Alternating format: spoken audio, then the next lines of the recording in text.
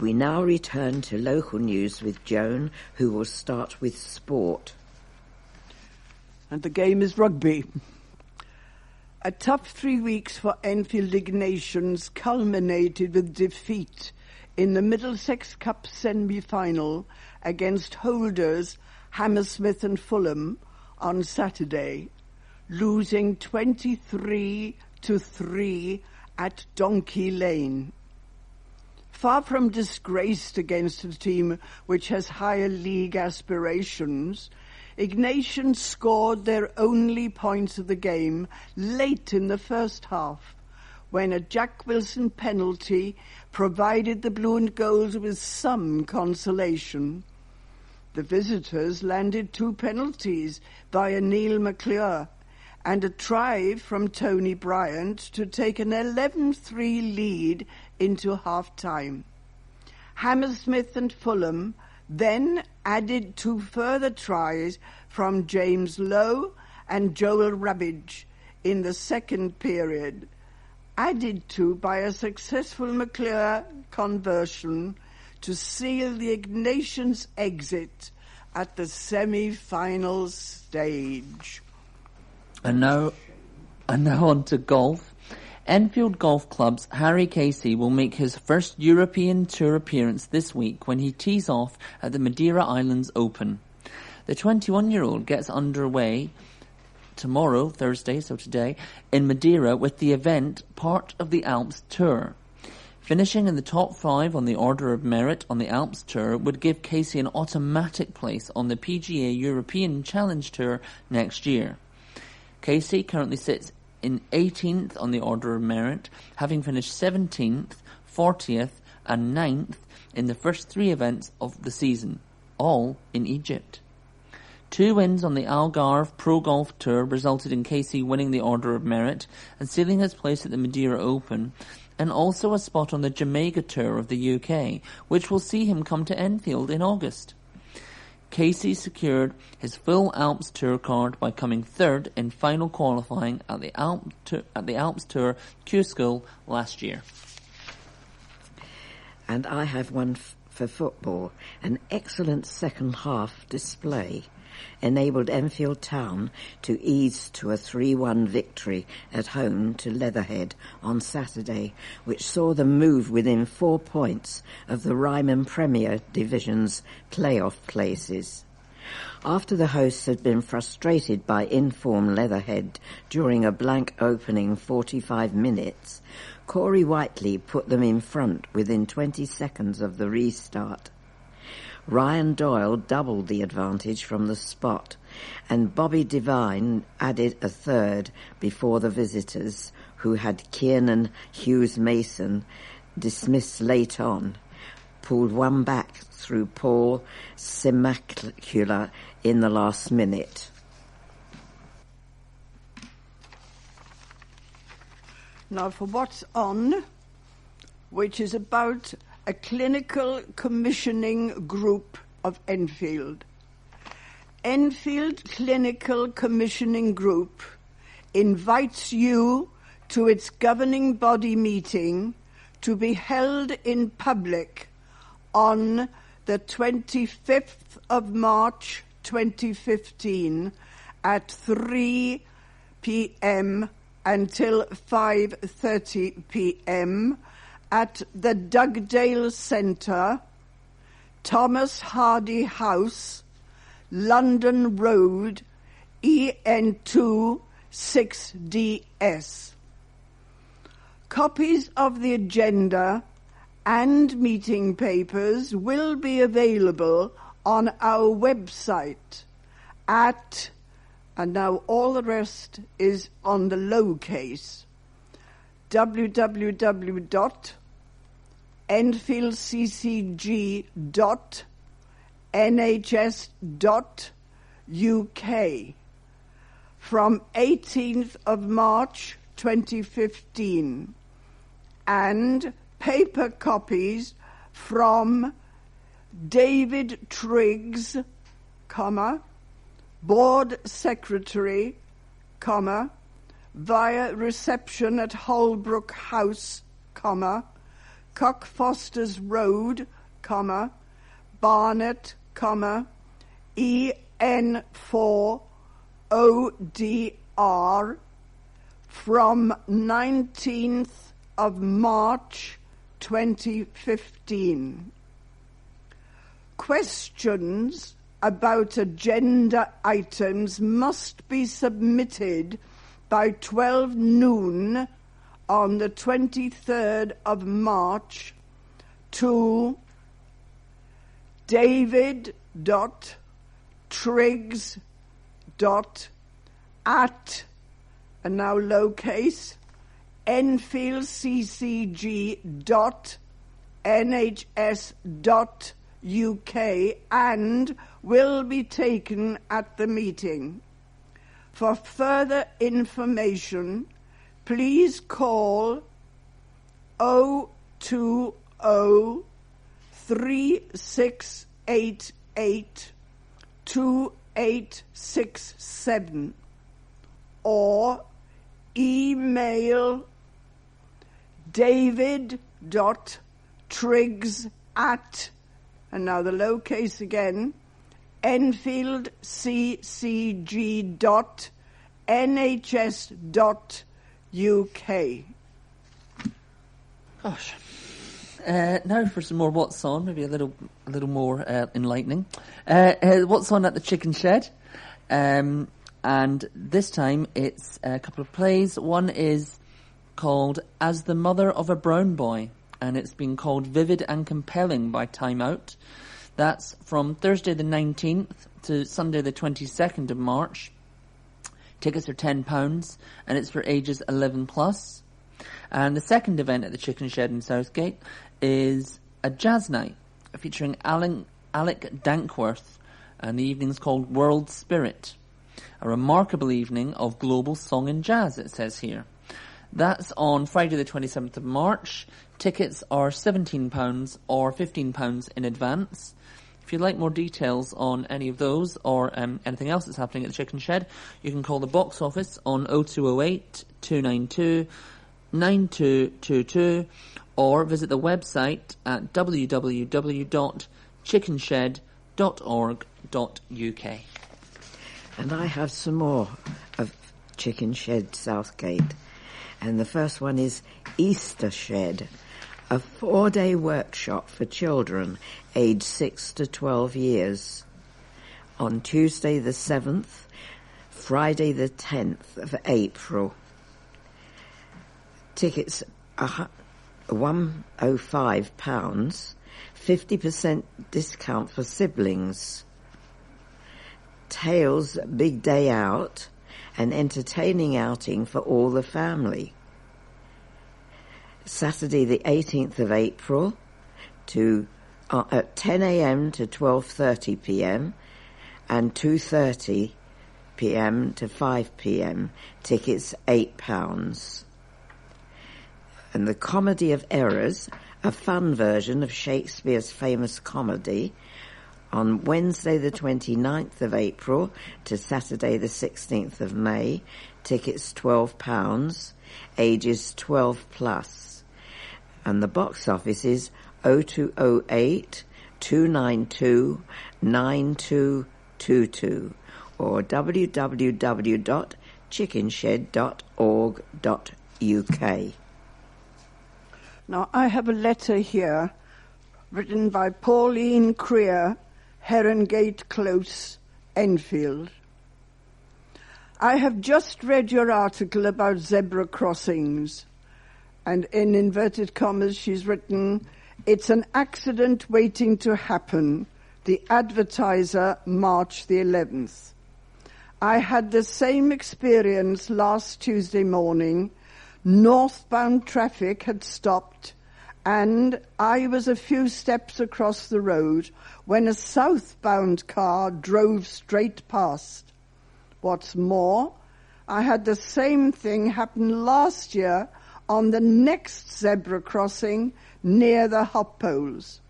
On this occasion, a southbound double-decker bus had pulled up and a northbound car drove straight past. The driver and I exchanged astonished looks. I feel that it is nothing to do with the positioning of the crossings, but of the intention and the inattention of the drivers on each of these occasions. And now a letter from Heiko Bailu from Wilmer Way in Southgate. A few weeks ago, it emerged that the big six energy companies were overcharging their most loyal and vulnerable customers by up to £230.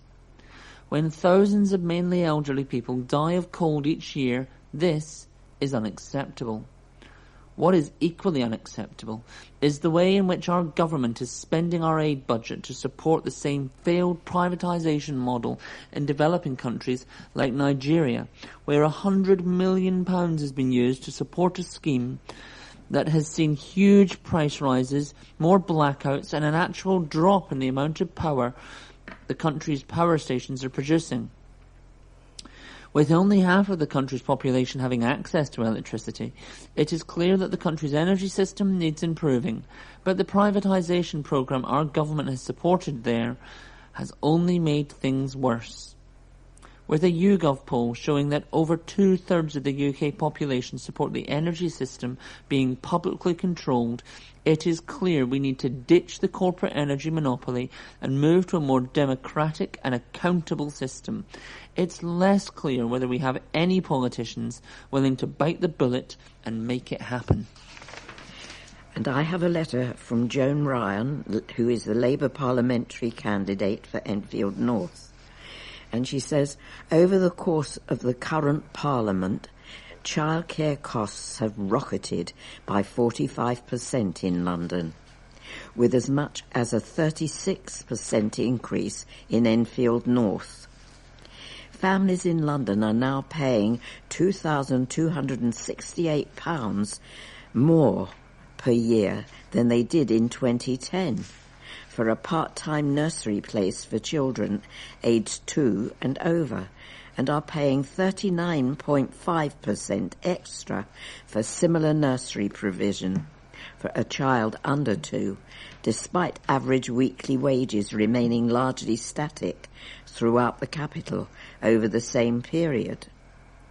Whilst childcare in Enfield North tends to be cheaper than the London average, some parents in the constituency have still seen costs for children 2 and over rise by more than a third, from £97 in 2010 to £132 this year, with the average gross weekly wage for full-time employees in Enfield North at £578, some families are spending over a fifth of their income on childcare.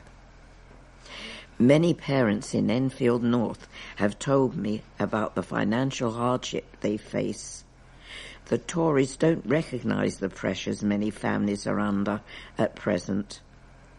I want to see free childcare for working families with 3 and 4-year-olds extended from 15 to 25 hours, and there is no question we need more childcare places.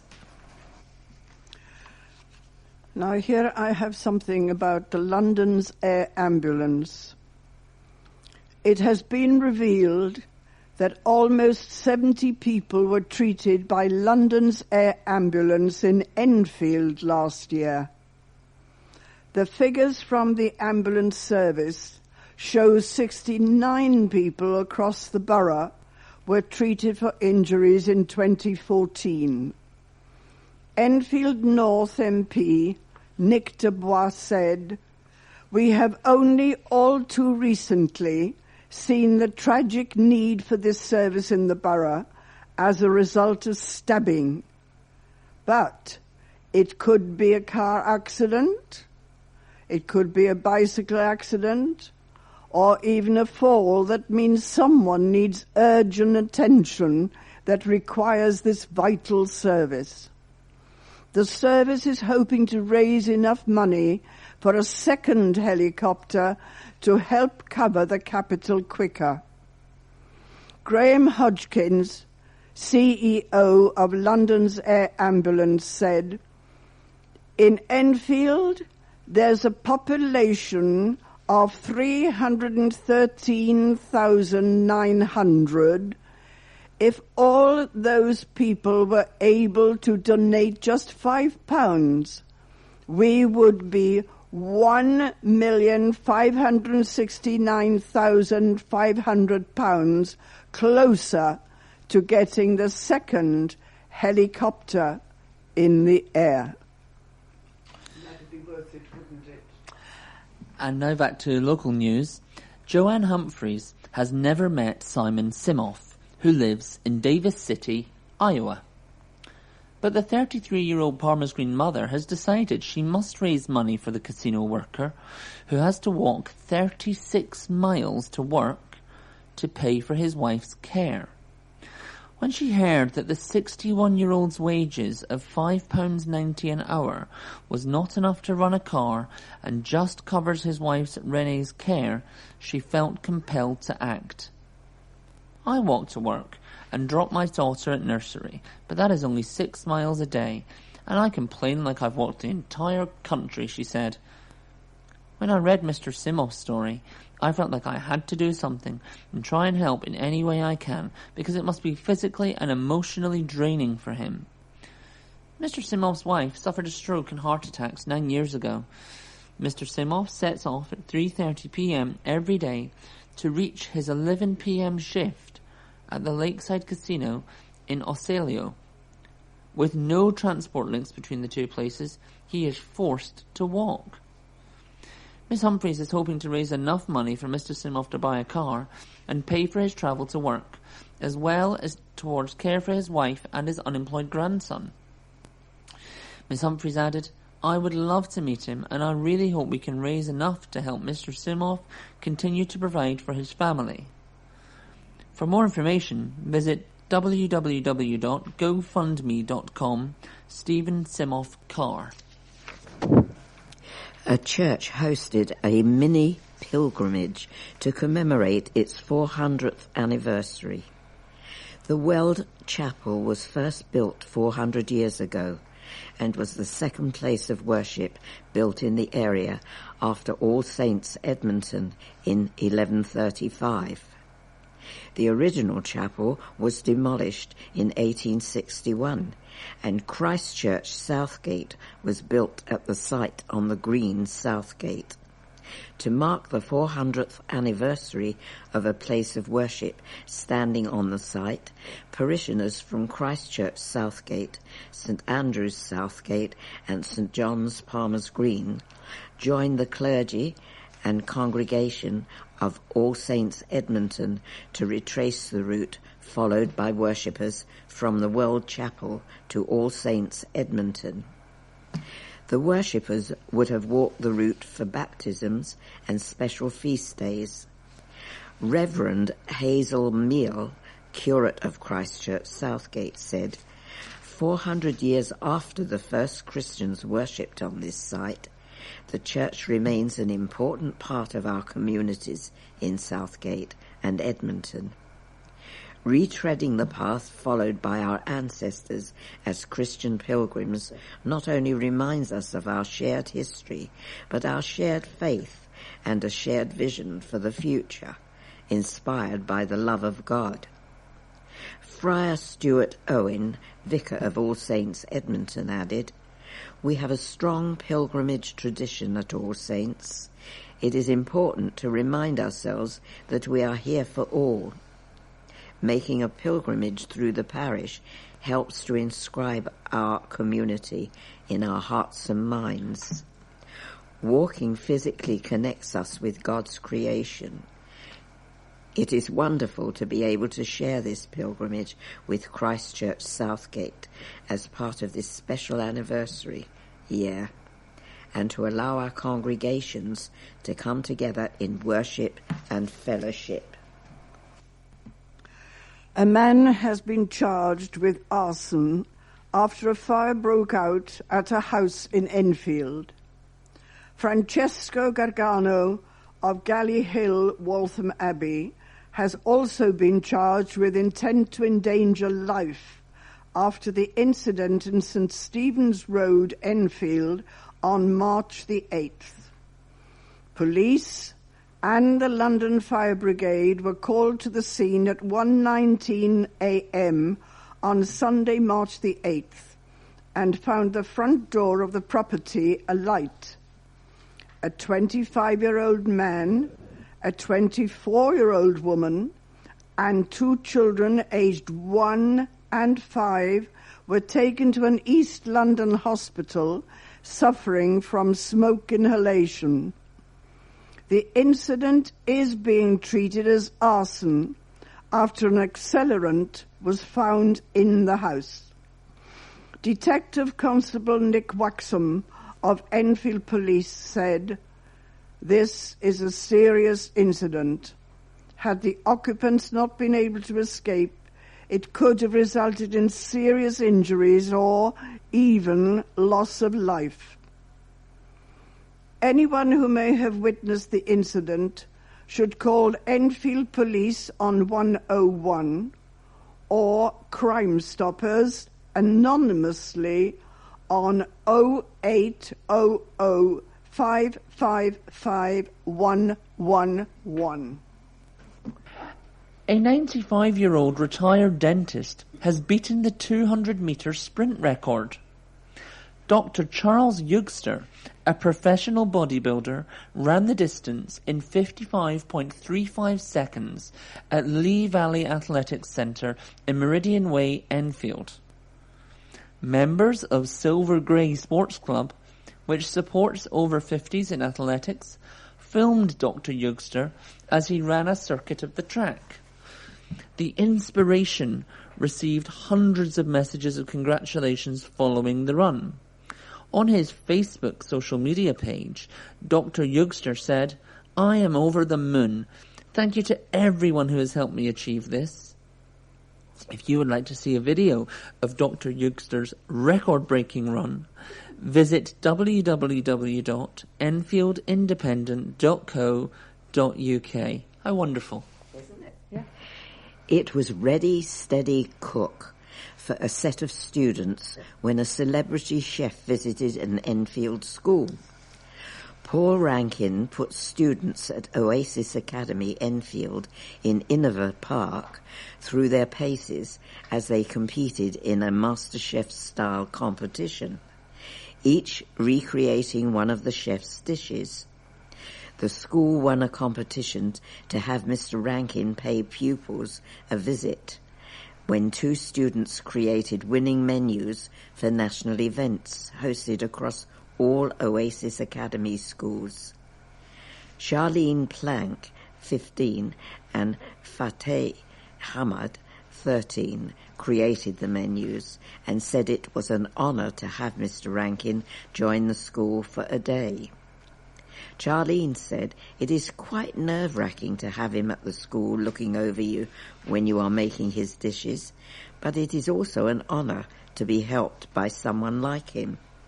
The celebrity chef also delivered a masterclass to 6th form pupils and created a lunch dish to serve to hungry students.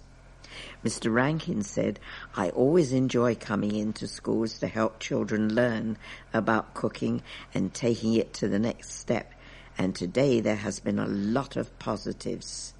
They have worked hard on the dishes, some of which I created on Ready, Steady, Cook a long time ago. I think the key for all aspiring chefs is to keep working hard and be as pushy as possible when trying to find work experience and a job." Colin Ellis, food technology teacher at the school, said, "We have a lot of talented boys and girls at this school who want to learn more about cooking. They have been able to learn so much from Paul and I want to thank Sodexo, who have provided us with facilities to let our students shine in the kitchen." Activists and campaigners came together to celebrate International Women's Day. The Dugdale Centre in London Road, Enfield, played host to speakers including No More Page 3 founder Lucy Holmes, feminist activist Roxanne Halsey, and Migrant Women magazine's Mirella Sula. At the event, organised by Enfield Borough Council and Enfield Women's Centre, Councillor Yasmin Brett, Cabinet Member for Community Organisations, spoke of the great strides in recent years for women. She said, "Great strides have been made in recent years so that women have the opportunities to fulfil their potential. International Women's Day makes the case for even greater equality in the workplace, improvements in education, health, and support for families. By using the networks of the United Nations, we can help to improve life for women throughout the world. Equality for women really is progress for all." Barbara Lefebvre, chairman of the Enfield Women's Centre, added, "While inequality still exists and women struggle, our aims are clear.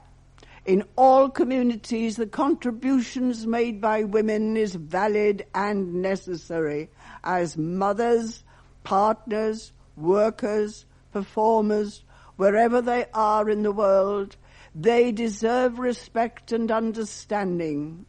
Women support women and men. We need a world that strives and achieves equality for everyone." A London Underground engineer is to stand for the Trade Union and Socialist Coalition in Edmonton at the general election. RMT Union member Lewis Peacock will stand as long-serving Labour MP Andy Love prepares to step down in May. He will compete with newly selected Labour candidate Kate Ossimer, Conservative Gonal Daniels, David Schmitz of the Liberal Democrats, the Green Party's Douglas Coker, and UKIP candidate Neville Watson. We have reached the end of our programme for this week. Thank you for listening. And so from the team of Joan, Rod, and myself, Lillian, with Colin on controls, it's goodbye. Bye-bye. Cheerio. Please remember to turn over the address label in your postal packet. Put the cassette into the packet and return it to us as soon as possible in readiness for the next edition. The Enfield Talking newspaper will be with you again in 1 week's time.